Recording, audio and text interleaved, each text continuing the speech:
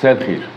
تتكلموا مع بعض، فرجتي صورك، قال لك يا بنت انت مراتي، بدأتي تبعتي له صور عريانة، اساس الغريزة جواك زاد وحسيت انك راجل، زنقت في فلوس وشطانك وزك، بدأت تبتزها على كل صورة 5000 أو 10000 جنيه علشان انت تسكت.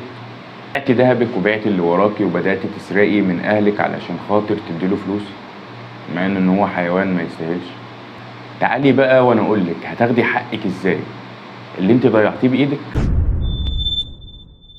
بص يا ستي، بس قبل ما اكلمك في الموضوع بتاع حقك ده، انا عايز اقولك كلمتين واقولك انت كمان كلمتين. الحياة مواقف، والرجولة مش قصص وحكايات عنك. الرجولة مواقف اتعلمتها في بيت اهلك وفي تربيتك. بص بقى يا ست الكل، لو حد حاول يبتزك عن طريق استخدام